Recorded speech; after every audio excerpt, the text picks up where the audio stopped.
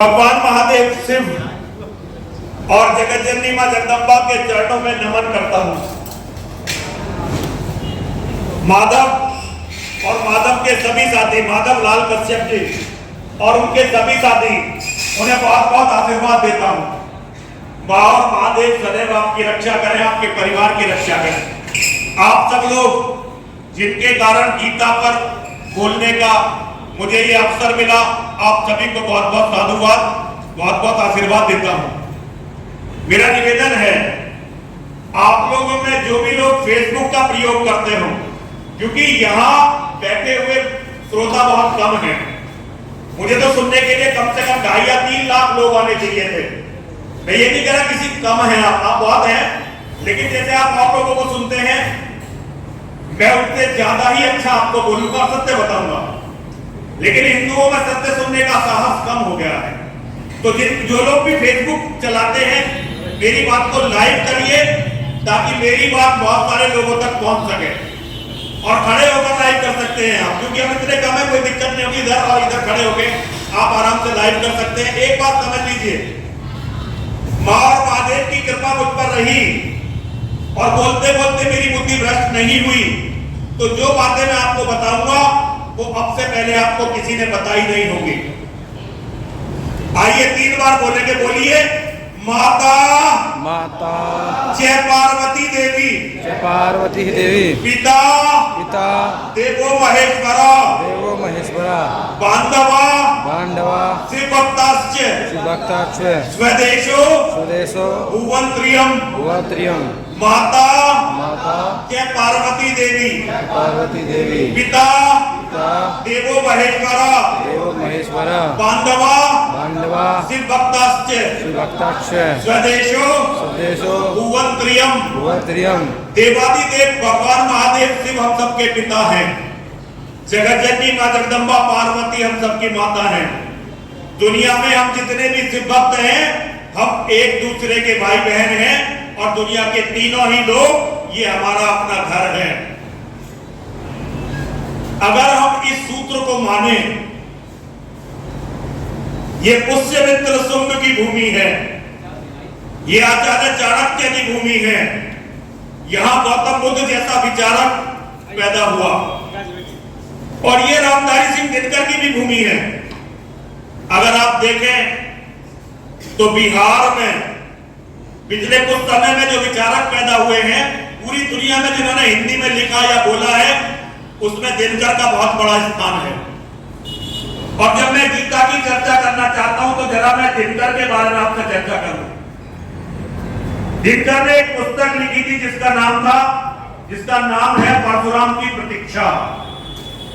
और ये पुस्तक तब लिखी गई थी जब हम एक युद्ध बहुत बुरी तरह हार गए थे, चीन के साथ लड़ा गया, और दिनकर जी के मन की व्यथा जो निकली, उस व्यथा का नाम है परशुराम की प्रतीक्षा।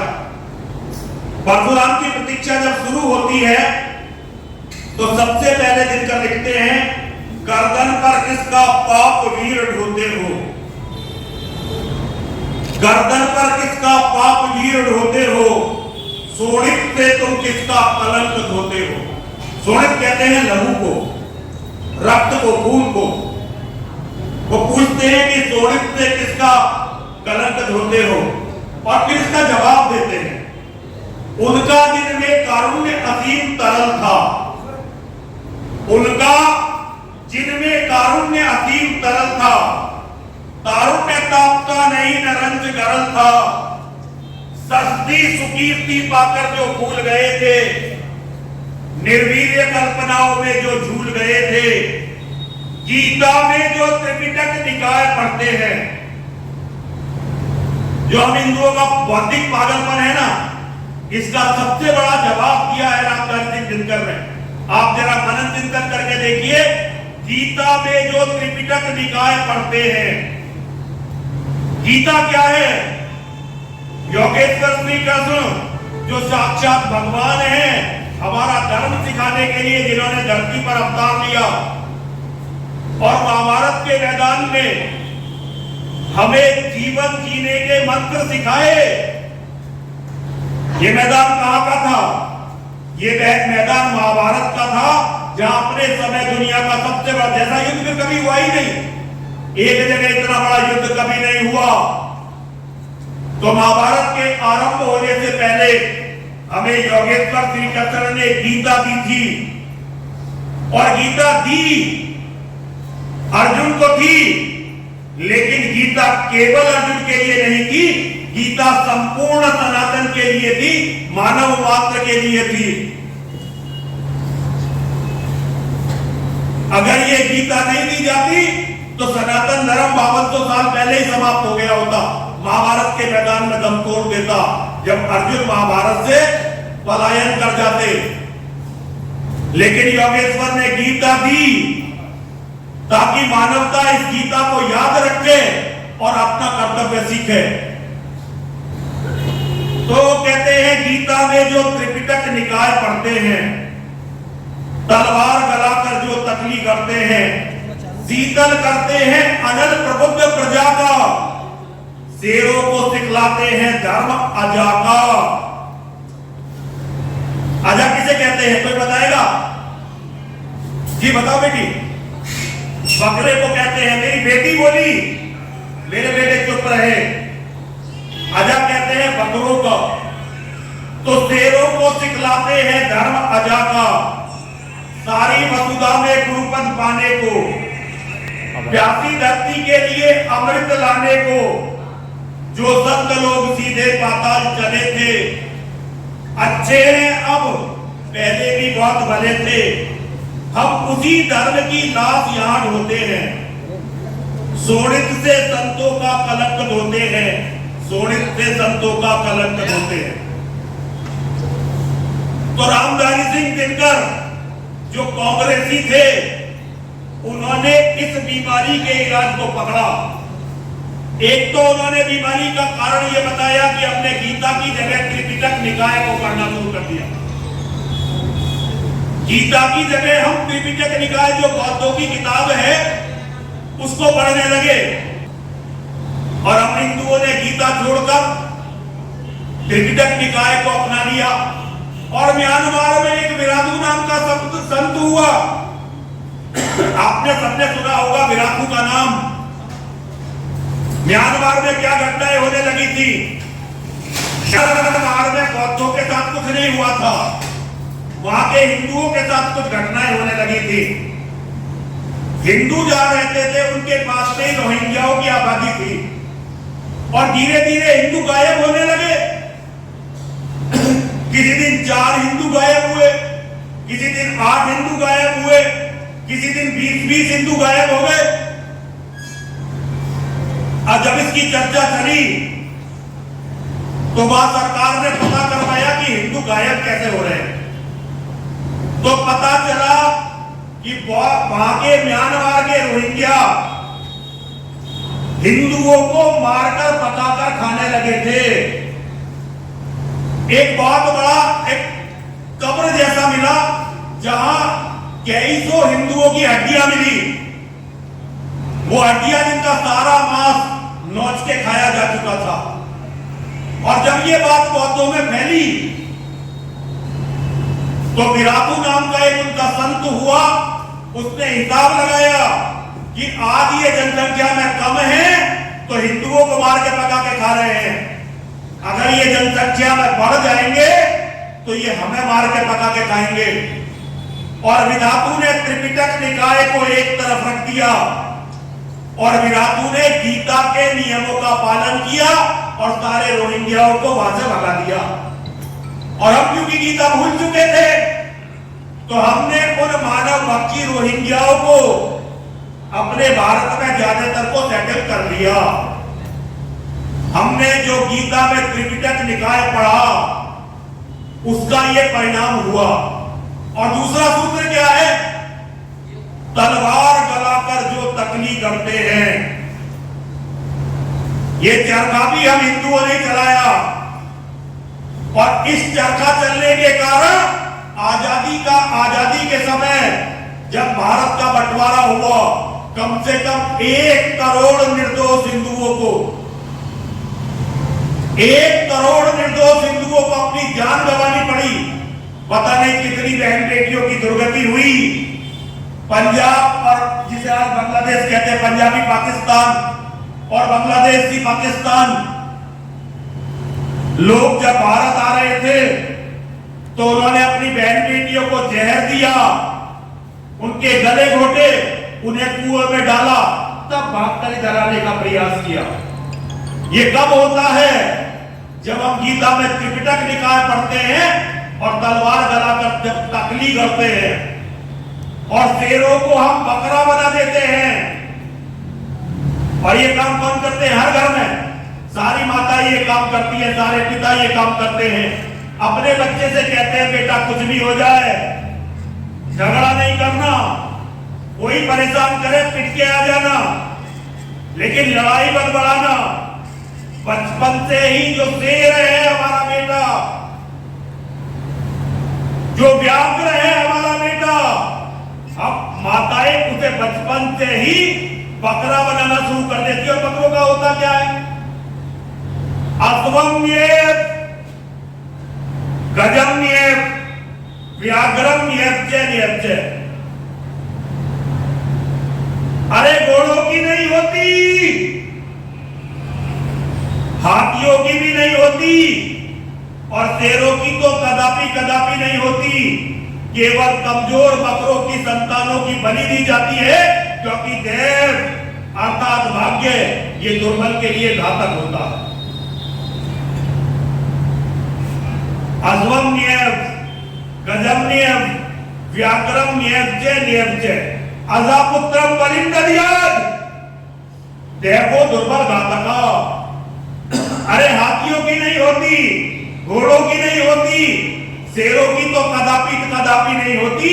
केवल कमजोर बकरों की संतानों की बलि दी जाती है, क्योंकि देव अर्थात भाग्य ये दुर्बल के लिए घातक होता है। सबई सहायक सबल के, कोउना निबल सहाय, पवन जगावत अग्नि को दीप ही देत बुझाए। दुनिया में शुभ या अशुभ जितनी भी शक्तियां हैं वो केवल ताकतवर का साथ देती है।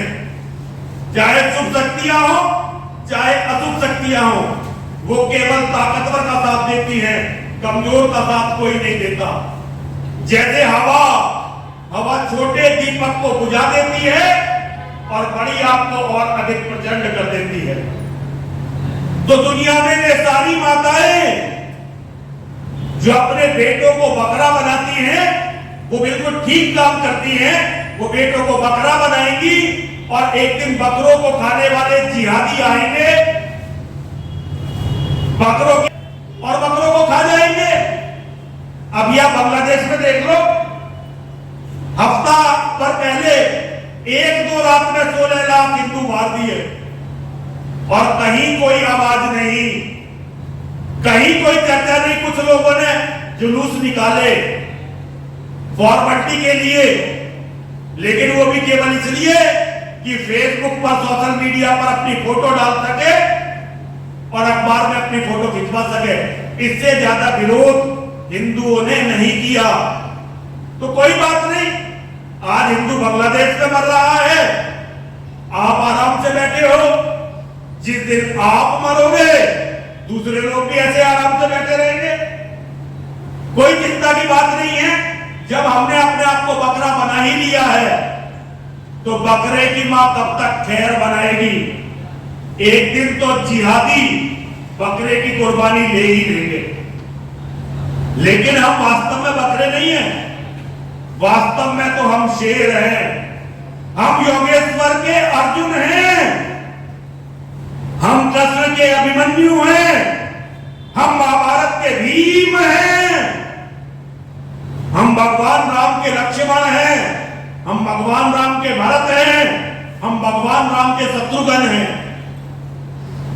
ये जो नारा लगाते हैं ना, आया आया शेर आया, आज की परिस्थिति में तो ये झूठा है, लेकिन गहराई में जाओ तो ये सच है। कभी हम वास्तव में शेर ही थे। हम एक दूसरे के लिए लड़ते थे और अपनी बहन बेटियों की रक्षा के लिए यदि जरूरत पड़ती थी तो हम लंका जैसे साम्राज्य को ध्वस्त कर देते थे। धर्म का एक सिद्धांत है जो महाभारत में बताया जाता है। धर्म कहता है तर्को है प्रतिष्ठा। हम हिंदू बहस बहुत करते हैं, लेकिन बहस से धर्म में कुछ सिद्ध नहीं होता। तर्को है प्रतिष्ठा, श्रुतियों में भिन्नम, नासर मुनि मतम में भिन्नम, धर्मस्य तत्वम निहितम गुहायाम, महाजनो येन गते से पंथा। तर्क के द्वारा हम कुछ भी सिद्ध नहीं कर सकते, धर्म का मार्ग नहीं खोल सकते। और जो स्मृतियां हैं, जो श्रुतियां हैं, जो ग्रंथ हैं, जो हमारी पुस्तकें हैं, कोई भी ऐसी दो पुस्तकें नहीं होती जिनमें कुछ ना कुछ भिन्नता ना हो। नासौ मुनियस्य मतम में भिन्नम, ऐसे तो कोई ऋषि, ऐसे तो कोई मुनि, ऐसे तो कोई महात्मा, ऐसे तो कोई विचारक, ऐसे तो कोई धर्म के प्रचारक, ऐसे कोई धर्म के दो संत नहीं होते जिनके मत में कुछ ना कुछ भिन्नता ना हो। सबके मत में कुछ ना कुछ भिन्नता होती है। अब ऐसे में धर्मस्य तत्वम निहितम गुहायाम, धर्म का जो तत्व है वो गुप्त रह गया है, धर्म का तत्व छिपा रह गया है। तो करा क्या जाए धर्म को जानने के लिए? महाजनो येन गते से पंथा, जिस रास्ते पर हमारे महाजन, हमारे महापुरुष, हमारे बड़े चले हैं, हमें उसे ही चलने योग्य रास्ता, चलने योग्य मार्ग समझना चाहिए। अब धर्म में बड़े कौन हैं? सनातन धर्म में सबसे बड़े हैं मां और महादेव। मां और महादेव, मां और महादेव। और जिन्होंने धरती पर जन्म लिया है उनमें सबसे बड़े हैं मर्यादा पुरुषोत्तम भगवान श्री राम, योगेश्वर श्री कृष्ण और बाबा परशुराम। ये सबसे बड़े हैं तीन, और चौथा बजरंगबली हनुमान को मान लो। जिन्होंने धरती पर जन्म लिया है सनातन धर्म में, इनसे चारों से बड़ा कोई नहीं है। ये चार सनातन धर्म के सबसे बड़े हैं। तो जीवन में जिस रास्ते पर ये चले हैं वही हमें चलने योग्य रास्ता मानना चाहिए। यदि हम उस रास्ते पर नहीं चलेंगे तो हम कभी भी धर्म की सेवा नहीं कर सकते। और उस रास्ते को तय करने का जो एकमात्र रास्ता है वो योगेश्वर श्री कृष्ण की गीता से होके जाता। भगवान राम की शिक्षाएं हैं, लेकिन भगवान राम ने अपनी शिक्षाओं को इस तरह नहीं दिया जैसे योगेश्वर श्री कृष्ण ने दिया है। भगवान राम के जीवन का अध्ययन करके हम उनकी शिक्षाओं से सीख सकते हैं। बाबा परशुराम और हनुमान जी की शिक्षाओं से सीख सकते हैं। लेकिन योगेश्वर को हमें डायरेक्ट सीधा एक सूत्र, एक ज्ञान, एक ग्रंथ देकर गए हैं, जिस ग्रंथ का नाम है श्रीमद् भगवत गीता। महाभारत के युद्ध का मैदान है, महाभारत के युद्ध का मैदान, और कौरवों की, पांडवों की, दोनों की सेनाएं एक दूसरे के आमने सामने खड़ी हो गई हैं। आज युद्ध आरंभ होने वाला है। युद्ध आरंभ होने के समय योगेश्वर श्री कृष्ण जो अर्जुन के साथी हैं, अर्जुन उनसे कहते हैं कि हे योगेश्वर, हे धर्म गुरु, हे जगत गुरु, आप मेरे गुरु हैं, आप मेरा मार्गदर्शन करिए। सबसे पहले मेरे रथ को दोनों सेनाओं के बीच में लेकर चलिए, जहां जाकर मैं ये देख लूं कि मुझे किसके साथ युद्ध करना है और कौन कौन मेरे सामने है। किसके साथ युद्ध करूंगा और कौन कौन मेरे साथ रहेंगे। आज अर्जुन ये देखना चाहते हैं। अर्जुन जानते हैं लेकिन फिर भी देखना चाहते हैं, क्योंकि अर्जुन को आज एक बहुत बड़ा दायित्व, एक बहुत बड़ा कर्तव्य पूरा करना है। अर्जुन को आज ब्रह्मांड के सबसे बड़े ज्ञान श्रीमद् भगवत गीता को धरती पर पहुंचाने का सहायक बनना है। अर्जुन आज महाराज कहते हैं योगेश्वर से कि हे जगत गुरु, मेरे रथ को दोनों सेनाओं के बीच में लेकर चलो। और भगवान ले चलते हैं अर्जुन के रथ को और खड़ा कर देते हैं दोनों सेनाओं के बीच में ले जाकर। अब अर्जुन का जो अपना पक्ष है वो तो अर्जुन की पीठ के पीछे है, लेकिन जो लोग अर्जुन से लड़ने आए हैं वो आज बिल्कुल अर्जुन के सामने हैं। वो लोग अर्जुन के सामने खड़े हुए। अर्जुन जब सामने निगाह डालते हैं तो सबसे पहले जो उनकी निगाह जाती है, एक वृद्ध पुरुष हैं जिनके श्वेत वस्त्र हैं, दाढ़ी सिर सब के बाल जो है वो श्वेत हो चुके हैं, बिल्कुल सफेद, बड़े ही तेजस्वी हैं, उनके हाथ में बड़े बड़े अस्त्र शस्त्र हैं। अर्जुन देखते हैं, अरे ये तो मेरे पितामह, मेरे दादा हैं, मैंने इन्हीं की उंगली पकड़कर चलना सीखा है, इन्होंने ही मुझे अपने कंधों पर दुनिया दिखाई है। कई बार ये मेरे लिए घोड़ा भी बने हैं, मैंने इनकी पीठ पर सवारी की है, हमेशा ही ये मेरे हितैषी रहे हैं। आज मुझे इनसे युद्ध करना है। अपने दादा से युद्ध करने की बात सुनकर अर्जुन थोड़ा सा सहम जाता है। अर्जुन के मन में आता है अपने दादा से युद्ध कैसे करूं। और एक बात अर्जुन अच्छी तरह से जानते हैं कि पिता में भीष्म को धरती पर कोई हरा नहीं सकता।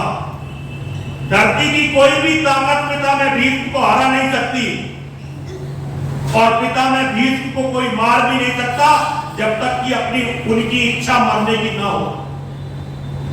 अर्जुन का दिल बैठने लगता है। अर्जुन उनके दाहिनी ओर नजर डालते हैं तो दाहिनी ओर एक ब्राह्मण, एक वृद्ध ब्राह्मण खड़ा है जो बहुत ही तेजस्वी है और इसी तरह का योद्धा। अर्जुन को ध्यान आता है, अरे ये तो मेरे गुरु हैं, ये तो मेरे आचार्य द्रोण हैं। मैं आज धरती का सबसे बड़ा धनुर्धारी केवल इनके दिए हुए ज्ञान के कारण। इनके जीवन का केवल एक लक्ष्य रहा कि मेरा शिष्य, मेरा अर्जुन धरती का सबसे बड़ा योद्धा बने, मेरा शिष्य, मेरा अर्जुन सबसे बड़ा धनुर्धर बने। इन्होंने मुझे शस्त्र विद्या का संपूर्ण ज्ञान दिया। जो ज्ञान इन्होंने अपने बेटे अश्वत्थामा को नहीं दिया, वो ज्ञान इन्होंने मुझे दिया। आज इन्हीं के पुरुषार्थ, इनकी तपस्या के कारण ही मैं धरती का सबसे बड़ा धनुर्धर माना जाता। आज मुझे इनसे लड़ना पड़ेगा। और बराबर में देखता भाई और आचार्य तरफ खड़े हैं, उनके बराबर में मामा शल्य खड़े हैं, ताऊ का बेटा दुर्योधन खड़ा है, बहनोई खड़े हैं, फूफा खड़े हैं, मामा खड़े हैं, भांजे खड़े हैं, भतीजे खड़े हैं, पोते खड़े हैं। अर्जुन का मन डूबने लगता है। अरे ये तो आज मुझे छोटे से राज्य के लिए अपने ही लोगों से, अपने भाइयों से लड़ना पड़ेगा। आज ये मेरी लड़ाई मेरे तो अपने परिवार से पता था, लेकिन जिस दिन मैं सामने युद्ध के लिए तैयार देखा तो अर्जुन के मन में ये विषाद और ये मोह आ गया कि अपने भाइयों, अपने भतीजे, अपने दादाओं से, अपने गुरुजनों से कैसे लड़ूं। केवल एक जमीन के टुकड़े के लिए इनकी हत्या कर दूं या इनके हाथों मारा जाऊं। अर्जुन हाथ जोड़कर खड़े हो जाते हैं, हाथ जोड़कर खड़े हो जाते हैं। हे जगत गुरु, हे योगेश्वर, मैं युद्ध नहीं कर सकता, मैं नहीं लड़ूंगा, मैं इनसे लड़ ही नहीं सकता। अर्जुन गांडी छोड़ देते हैं और बैठ जाते हैं अपने रथ में। आज के समय का कोई धर्मगुरु होता, आज के समय का कोई बाबा होता, आज के समय का कोई जगत गुरु, कोई महामंडलेश्वर होता, क्योंकि महामंडलेश्वर जगत गुरु गीता नहीं पढ़ रहे, वो गीता के नाम पर त्रिपिटक, निकाय, पता नहीं क्या क्या पढ़ रहे। वो तलवारों की तकली कर रहे हैं। जिन्होंने हमें तलवार छोड़कर तकलियां पकड़वाई, उन्हें वो राष्ट्रपिता घोषित करते हैं और उन्हीं की गणेश परिक्रमा करते हैं, उनकी या उनके अनुयायियों की। आज समय था हमें योगेश्वर की शिक्षा का प्रचार करना था, लेकिन इस देश के प्रधानमंत्री, इस देश के सभी बड़े लोग केवल और केवल उसकी प्रतीक, उसका गणेश परिक्रमा करते हैं जो हमारे हाथों की तलवारों को तकलियों में बदलकर चला गया। आज का कोई भी धर्मगुरु होता तो अर्जुन से कहता, अर्जुन तेरे मन के अंदर कितना अच्छा विचार है, देख तेरे भी सारे लोग वही हैं और मेरे भी सारे लोग वही हैं। भाई भगवान ने भी तो अपनी नारायणी सेना अर्जुन जब दुर्योधन को दे दी थी ना, जब महाभारत का युद्ध शुरू होने वाला था तो युधिष्ठिर ने अर्जुन से कहा कि हे अर्जुन, यो तो योगेश्वर श्री कृष्ण हमारे गुरु हैं, हमारे मामा के बेटे हैं और हमारे रिश्तेदार भी हैं, तुम्हारे साले भी हैं, लेकिन वो राजा है द्वारिका के। एक प्रोटोकॉल है, तुम्हें उनसे मदद मांगने के लिए ऑफिशियली जाना चाहिए, ये औपचारिकता पूरी करनी चाहिए। अर्जुन ने कहा ठीक है, ठीक है, मैं चला जाऊंगा। उधर शकुनी ने दुर्योधन से कहा कि दुर्योधन, ये ठीक है कि कृष्ण पांडवों का मित्र है, लेकिन वो हमारा भी तो रिश्तेदार है। दुर्योधन की बेटी का रिश्ता हुआ योगेश्वर के बेटे के साथ। तो उन्होंने कहा भाई तुम जाओ, तुम भी मदद मांगो, हमें भी तो मदद मांगनी चाहिए, हमारा भी तो रिश्तेदार है। तो देव योग ऐसा बना कि दुर्योधन और अर्जुन एक ही समय, एक ही साथ योगेश्वर श्री कृष्ण के महल में पहुंचे। और जब अर्जुन और दुर्योधन योगेश्वर के महल में पहुंचे तो योगेश्वर उस समय सो रहे थे। अर्जुन और दुर्योधन दोनों उनके शयन कक्ष में चले गए। अर्जुन क्योंकि उन्हें अपना मित्र और अपना गुरु मानता था, तो अर्जुन उनके पैरों की तरफ जाकर बैठ गए। लेकिन दुर्योधन का तो अहंकार, दुर्योधन अपने आप को कुरुवंश का महाराज, अभी युवराज है लेकिन युद्ध के बाद महाराज हो जाएगा, ऐसा समझता है। और वो मानता है कि कुरुकुल तो सर्वश्रेष्ठ है, ये ग्वाला ठीक है, ये मायावी है, लेकिन हमारे बराबर का थोड़ा ही है। तो अपने अहंकार के कारण वो भगवान के सिर की ओर बैठ जाता है। थोड़ी देर बाद भगवान की आंखें खुलती हैं और भगवान देखते हैं कि अर्जुन सामने बैठा हुआ है। भगवान कहते हैं अरे अर्जुन तुम कब आए? अर्जुन खड़े हो जाते हैं, भगवान को प्रणाम करते हैं। पीछे बैठा हुआ दुर्योधन बोल उठता है कि अरे कृष्ण मैं भी आया हुआ हूं, मैं भी यही हूं। भगवान एकदम अचंभित हो जाते हैं, प्रसन्न हो जाते हैं। सब कुछ जानने वाले भगवान एक मजाक करने लगते हैं, अरे तुम दोनों भाई एक साथ, ये तो बड़ा शुभ लक्षण है कि तुम दोनों भाई एक साथ यहां आ गए, ये तो बहुत ही अच्छी बात है। इसका अर्थ है कि तुम दोनों भाइयों ने संधि कर ली, तुम दोनों भाइयों ने संधि कर ली और महाभारत का युद्ध टल गया। इससे अच्छी बात तो कोई हो ही नहीं सकती। ये तो बहुत अच्छा हुआ, पूरी मानवता अब बच जाएगी। भगवान की ये बात सुनकर अर्जुन कुछ भी नहीं कहता, लेकिन दुर्योधन के अंदर का अहंकार, उसकी दुष्टता, उसकी नीचता, वो दुर्योधन को मजबूर करती है इस बात का खंडन करने के लिए। और दुर्योधन बोल पड़ता है, अरे कृष्ण ऐसा कुछ नहीं हुआ, कोई संधि नहीं हुई है और महाभारत का युद्ध बिल्कुल भी नहीं टला है। भगवान कहते अरे अगर संधि नहीं हुई है, युद्ध नहीं टला मेरे पास क्यों आए हो? अर्जुन हाथ जोड़कर खड़े होते हैं। अर्जुन कहते हैं कि आप हमारे गुरु हैं, आप हमारे मार्गदर्शक हैं, आप हमारे सर्वस्व हैं। महाभारत का युद्ध छिड़ने वाला है, मैं आपको निमंत्रित करने आया हूं, आप मेरे साथ चलिए और महाभारत के युद्ध में हमारी तरफ से लड़िए।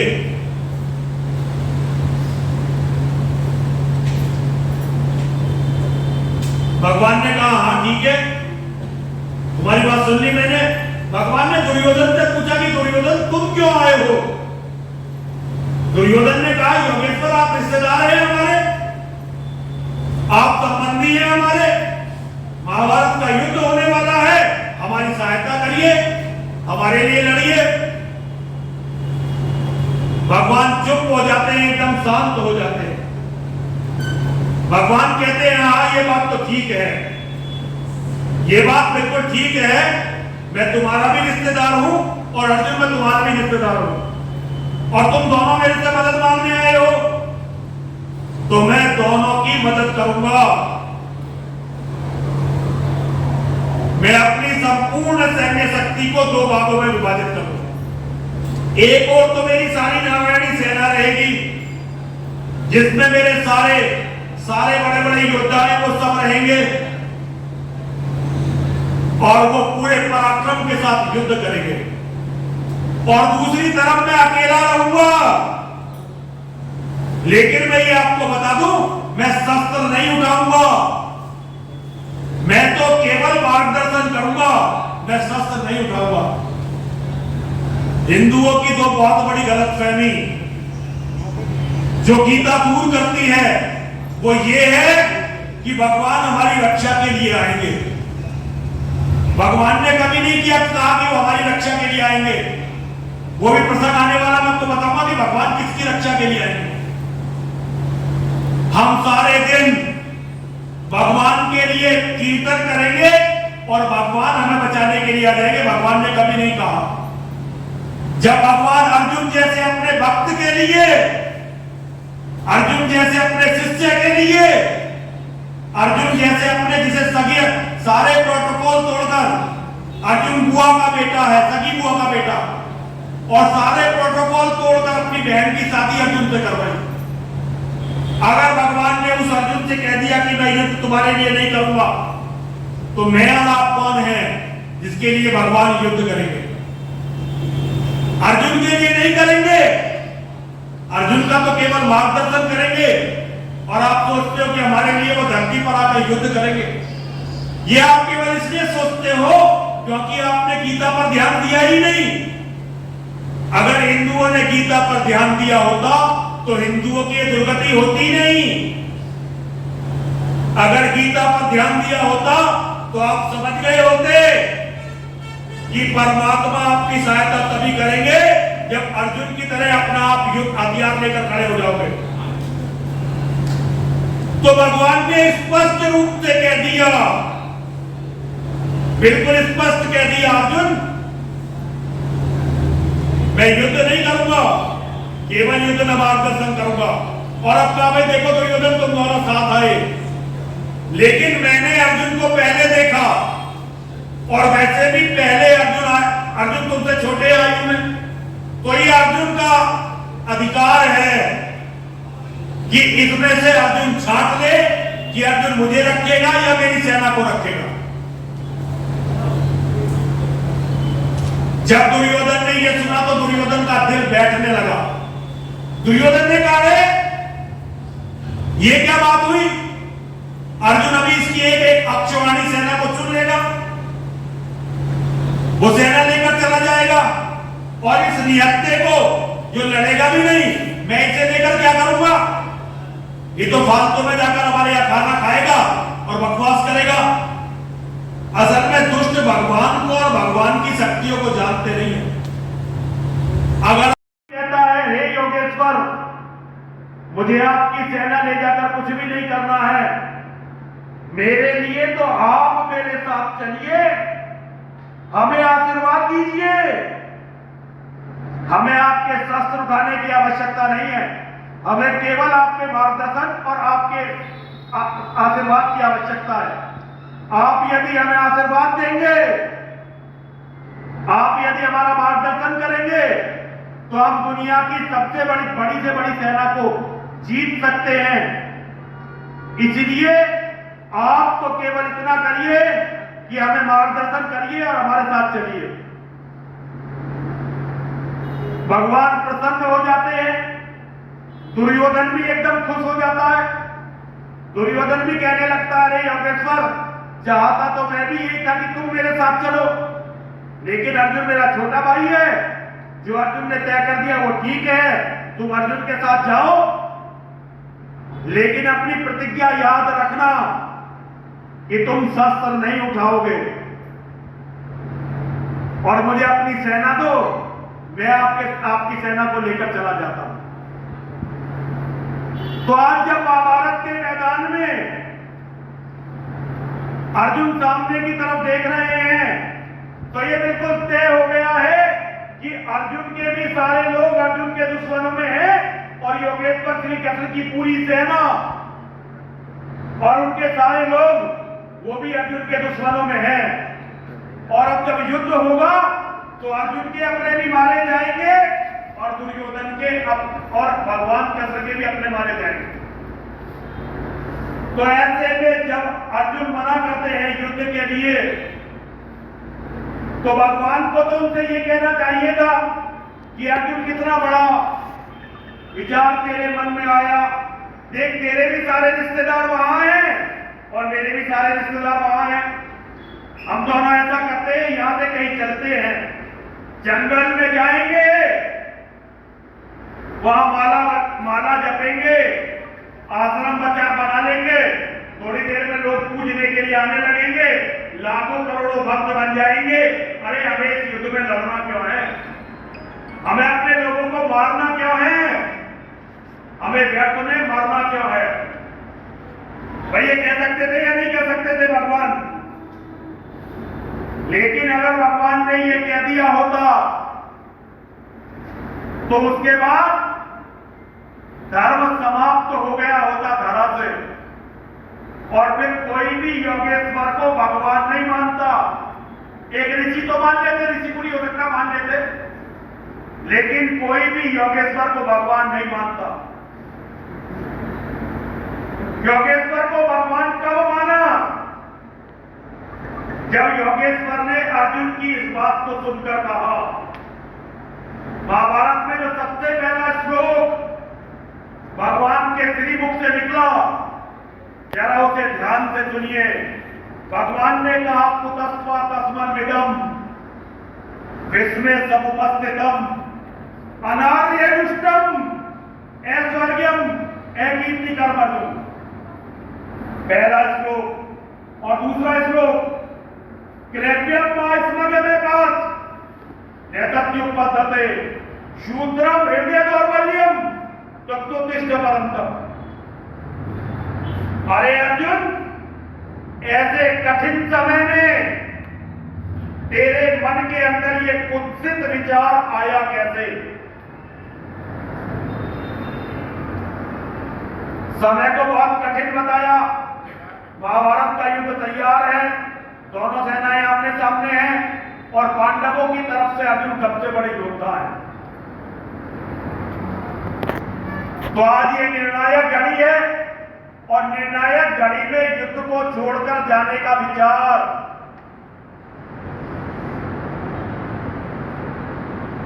आपको पता है भगवान के लिए कितना मुश्किल कार्य था। केवल 5 गांव मांगने के लिए दुर्योधन के घर चले गए थे, केवल 5 गांव मांगने के लिए। और दुर्योधन से कहा था कि यदि 5 गांव दे दो पांडवों को उनका खर्चा चलाने के लिए, तो फिर युद्ध टल जाएगा, युद्ध नहीं लड़ेंगे, केवल ये 5 गांवों पर अपना गुजारा कर लेंगे। हो न्याय अगर तो आधा दो, हो न्याय अगर तो आधा दो, पर उसमें भी यदि बाधा हो तो दे दो केवल 5 गांव, रखो अपनी धरती तमाम, हम वही खुशी से खाएंगे, परिजन पर पसीना उठाएंगे।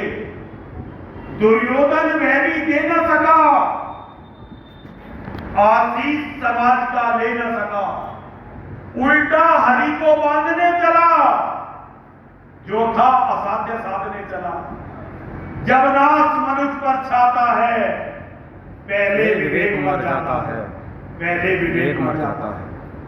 हरि ने बीजा हुंकार किया, अपना स्वरूप विस्तार किया, डगमग डगमग दिग्गज डोले, भगवान कुपित होकर बोले, जंजीर बढ़ाकर साध मुझे, हाँ हाँ दुर्योधन बांध मुझे। भगवान ने कहा है तेरी औकात है तो बांध के दिखा मुझे। और जाते हुए दुर्योधन को चेतावनी दी, दुर्योधन अब रण ऐसा होगा फिर कभी नहीं जैसा होगा, भाई पर भाई टूटेंगे, विस्मार खुद से छूटेंगे, वायस रंगाल सुख लूटेंगे, सौभाग्य मनुष्य के फूटेंगे, आखिर तू भूसाई होगा, हिंसा का परदाई होगा। ये जितने भी लोग मारे जाएंगे इनका जिम्मेदार तू होगा। और एक दिन तेरी लाश पड़ी होगी इन लाशों के बीच में और तुझे कुत्ते, भेड़िए, गीदड़, चील कौवे खा जाएंगे। ये चेतावनी देते हैं। बहुत प्रयास करते हैं कि लड़ाई ना हो, लेकिन जब लड़ाई तय हो गई और अर्जुन लड़ाई को छोड़कर जाने लगा तो उस समय फिर अर्जुन को फटकारते हुए कहते हैं, कुतस्त्वा कस्मन्विदम् विस्मय समुपस्थितम् अनार्य दुष्टम ऐश्वर्यम एकीर्ति कर्म अर्जुन। अरे अर्जुन, तेरे मन के अंदर ये कुत्सित, ये गंदा, ये घृणित विचार आया कैसे? ये हम आर्यों के आचरण के विरुद्ध है, ये हम आर्यों के आचरण के विरुद्ध है। जिन्हें आज हम हिंदू कहते हैं उन्हें पहले आर्य कहा जाता था। आज भी कुछ लोग अपने आप को आर्य कहते हैं, लेकिन हम अपने आप को हिंदू कहने लगे। शब्दों पर मत जाइए। हम लोगों के लिए युद्ध को छोड़कर जाना ये हमारा काम नहीं है। ऐश्वर्यम, यदि आज तूने ये कर दिया तो तुझे कभी स्वर्ग नहीं मिलेगा। एक कीर्ति कर अर्जुन, और ये करने के बाद तेरी कीर्ति हमेशा के लिए खत्म हो जाएगी। क्लेप्यम, धरती के सबसे बड़े योद्धा को सबसे बड़ी गाली दी गई। क्लेप्यम, क्लेप्य बोला गया धरती के सबसे बड़े योद्धा को। नपुंसक बोला गया, हिजड़ा बोला गया।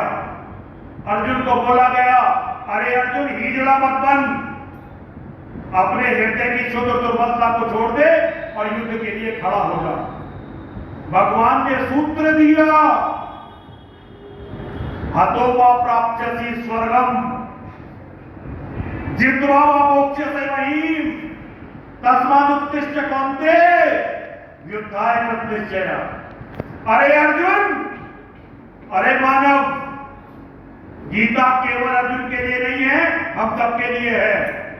तो योगेश्वर केवल अर्जुन को संबोधित नहीं कर रहे हैं, विनायक जी वो आपको भी संबोधित कर रहे हैं, भैया जी वो आपको भी संबोधित कर रहे हैं, आपको भी संबोधित कर रहे हैं, सबको संबोधित कर रहे हैं। और वो कह रहे हैं कि हे मानव,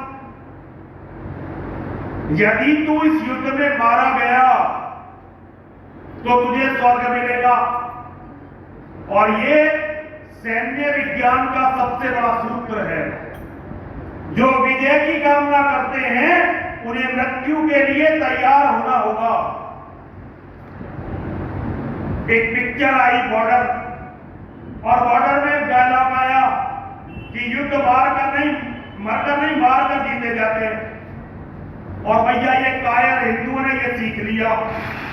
गीता धरती एक तरफ, लेकिन फिल्म का डायलॉग सीख लिया और हर हिंदू ने सीख लिया, खासतौर से संगठनों ने, कि ना मरेंगे नहीं, हम तो मारेंगे। लेकिन मैं यदि नरसिंहानंद गिरी अपनी मां और महादेव के नाम पर हिंदुओं को मैं बताना चाहता हूं, जो कौम बलिदान देने का जज्बा खो देती है, महादेव उस कौम को मिटा देते हैं। यदि जीवित रहना चाहते हो तो मरना सीखो शान से। जो शान से मरना जानते हैं केवल उन्हीं को शान से जीने का अधिकार होता है। जो शान से मरना नहीं जानते उनका जीवन तो ऐसे ही होता है, कीड़े मकोड़ों की तरह, जैसे आजकल हिंदुओं का जीवन है। ना कोई कान है, ना कोई शान है, ना कोई बान है। आपस में लड़ सकते हैं बस, बिरादरी के नाम पर, प्रांत के नाम पर, राजनीतिक दलों के नाम पर, केवल आपस में लड़ सकते हैं बस।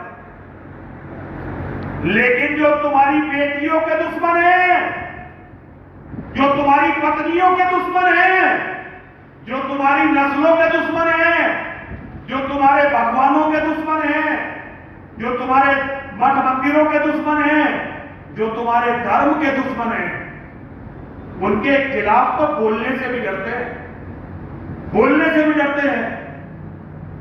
इसे कहते हैं अधार्मिक होना, धर्म को छोड़ देना, योगेश्वर को अपने हृदय से नोच कर फेंक देना, गीता का परित्याग कर देना। यदि गीता आपके जीवन में होती तो आपके बेटे कभी भी भेड़ बकरी नहीं बनते और कोई भी उनकी कुर्बानी नहीं कर पाता। तब आपके बेटे, आपके बच्चे, आपकी संतानें अर्जुन की तरह महावीर होती और कभी भी उन्हें पराजय का मुख देखना नहीं पड़ता। महावीर कभी पराजित नहीं होते, उन्हें या तो विजय मिलती है या वीर गति मिलती है।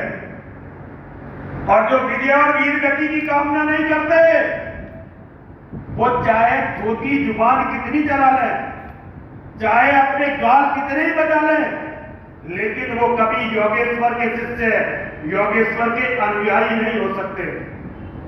भगवान तो बताकर गए हैं, हतो वा प्राप्स्यसि स्वर्गम जित्वा वा मोक्ष्यसे महीम तस्मादुत्तिष्ठ कौन्तेय युद्धाय प्रतिष्ठया। अरे अर्जुन, इस धर्म युद्ध में यदि तुम मारे गए तो तुम्हें स्वर्ग मिलेगा। और ये केवल अर्जुन को नहीं बताया, मुझे बता, मुझे तो विश्वास है। योगेश्वर ने मुझे कहा कि अरे नरसिंहानंद, अगर धर्म युद्ध में तू मारा गया तो तुझे स्वर्ग मिलेगा, और धर्म युद्ध में यदि तू जीत गया तो ये पूरी पृथ्वी तेरे अपने बच्चों की, अपने शिष्यों की, अपने लोगों की हो जाएगी। इसलिए नरसिंहानंद, तू अपने विषाद को दूर कर और युद्ध के लिए खड़ा हो जा।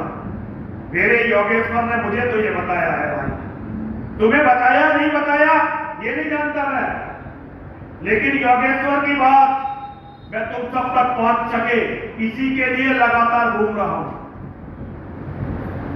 और अंत में योगेश्वर ने एक चेतावनी दी। योगेश्वर ने कहा अथ चेतस्मिन् अहंकारान नैश्रोष्यसि विनक्ष्यसि। यदि झूठे अहंकार के वशीभूत होकर तुम मेरी बात नहीं सुनोगे, मेरी बात नहीं मानोगे तो तुम्हारा विनाश होगा। और हिंदुओं, मैं तुमसे कहता हूं, अगर तुमने गीता को छोड़ दिया, अगर तुमने योगेश्वर को त्याग दिया, योगेश्वर की बात नहीं मानी, तो ये समझ लेना बस समय की बात है कि 2 साल में हो, 4 साल में हो, 6 साल में हो, 10 साल में हो, या 20 साल मैक्सिमम, 20 साल मैक्सिमम है, तुम सबका विनाश हो जाएगा। मैं ये बातें कहना नहीं चाहता, लेकिन मैं ये अच्छी तरह जानता हूं कि मेरे अलावा कोई इन बातों को कहेगा नहीं, इसलिए मुझे ये बात आपसे कहनी पड़ रही है। मैं जो पटना में आया हूं, भिक्षा के लिए आया हूं। हम लोग एक यज्ञ कर रहे हैं। गीता में योगेश्वर ने कहा है यज्ञ दान तपः कर्म नैत्याज्यम कारवेत्तत् यज्ञो दानम तपस्य पावनानि मनीषिणाम। यज्ञ, दान और तप, ये 3 ऐसे कार्य हैं जिसका किसी भी मनुष्य को किसी भी परिस्थिति में परित्याग नहीं करना चाहिए, क्योंकि यज्ञ, दान और तप, ये 3 कार्य ये तो मनीषियों को भी, ऋषियों को भी, महर्षियों को भी पवित्र करते हैं। तो हम भी एक यज्ञ कर रहे हैं जिसका नाम है विश्व धर्म संसद। और विश्व धर्म संसद के लिए दान मांगने के लिए, भिक्षा मांगने के लिए मैं यहाँ आया हूँ। मैं आप सभी लोगों से यह अनुरोध करता हूँ, आप लोग हमारी सहायता करिए ताकि हम धर्म युद्ध को लड़ सकें। सभी कुछ कार्ड हो गए, हम 10 मिनट कार्ड करिए और संभव हो तो हमारी मदद करिए। मैं अपनी बात समाप्त करूं उससे पहले जरा 3 बार मेरे साथ बोलेंगे। बोलिए, विजय मिले या वीर गति।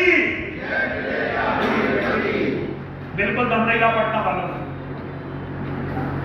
आप, मुझे लगा मैं व्यक्ति बोला इतनी देर, आप लोग मेरे साथ बोल भी नहीं सकते। जरा जोर से बोलिए, मुझे तो लगे मैं जीवित हिंदुओं में आया हूं, अपने भाइयों में आया हूं। जरा बोलिए, विजय मिले या वीर गति। सब महादेव के नाम, जीते जीवन छोड़ के जाना, वीरों का नहीं काम। विजय मिले या वीर गति, विजय मिले या वीर गति। सब महादेव के नाम, जीते जीवन छोड़ के जाना, वीरों का नहीं काम। विजय मिले या वीर गति, सब महादेव के नाम, जीते जीवन छोड़ के जाना, वीरों का नहीं काम।